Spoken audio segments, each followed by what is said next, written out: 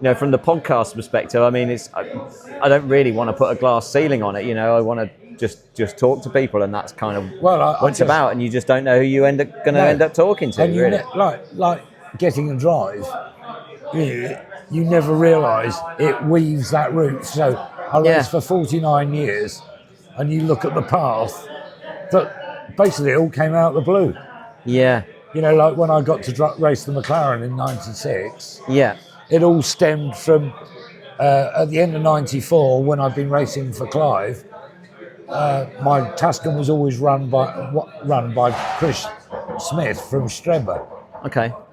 Anyway, so he rang me up and he said, "Oh, a mate's dad has just died and he's got his inheritance through and he's bought a Porsche 956." Right. He said he's a young lad and he wants to bring all these mates to Goodwood. And he said he hasn't got a clue about driving the car. It's going to kill somebody. Would you come down and drive the car? Yeah. So, yeah, 300 quid, I'm there. Meet Jamie, who's drive about 25 people round Goodwood in this Porsche 956 for the day. Yeah.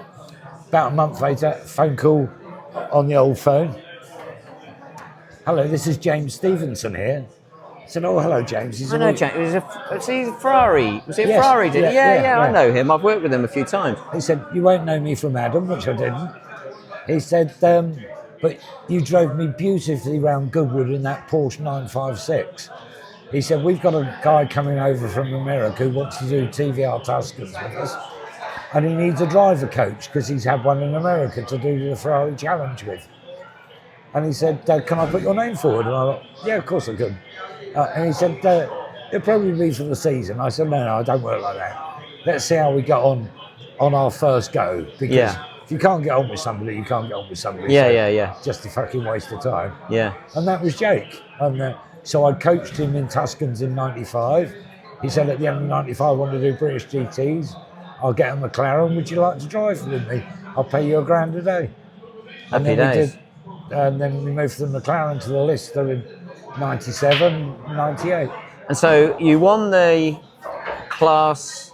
Is it GT? Tell me which class you won in British GT in Class the McLaren. Class A, which was what? Which cars? The wealthy cars. Right. Is it GTS or what is it? Which? Class A it was. Yeah, just the class. Yeah. Right. Yeah. So it was basically the best. Jake cars. bought that McLaren off Ray Belm for £400,000. Yeah.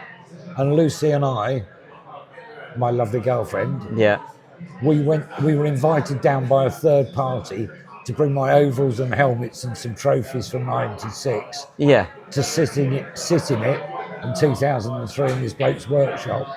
Yeah. Lovely workshop. And he just paid 22 million for that car. Fucking hell. 22 fucking million. So what you should have done is negotiate to buy that car. Yeah. And then you wouldn't be talking to a cunt like me. Well, Jake kept it, so it never raced again. After the last round of the British GT Championship, when we won it, we did one corporate day for his mates from Lloyd's. Right. What, a Silverstone or something like that? Yeah. On a RMA day. Yep. And then it never turned a wheel on a racetrack ever since. So Jake kept it till 2013. Right. He sold it for $8.5 million to name's gone. He kept it for 2 years and sold it for 17 million. Right. And then this geezer, I bought it for 22. a young South African, £22 million. Wow, flipping hell. And I bet it's still worth more And than Jake that now. is the only person I've ever known who's actually made a profit out of doing British GTs. Oh, really? So he paid What, because of the sale of the car? Yeah, he paid $400,000 to Ray Bell for the car. Yep. Lanzanti ran it for us for $200,000 for the year. Yeah. So that's $600,000 outgoings. Yeah. Lanzanti stored it and did some MOTs and everything for the next few years. So another $20,000. Yeah. And then sold it for $8.5 million. Isn't that amazing? So he nearly made £8 million on winning the British GT Championship. Isn't that amazing? But Obviously, the thing is, obviously he gave me 10% straight away. I'm sure. Yeah. Hey, Fluxy. Yeah. Now, I said that you said that Fluxy tells the truth. Now, I'm not so sure that was the truth. But No, it was complete bollocks. He gave me fuck all. But he did give me the opportunity to drive a lovely car and win another championship. Yeah. And pay me £1,000 a day for 3 years. Happy days. Yeah.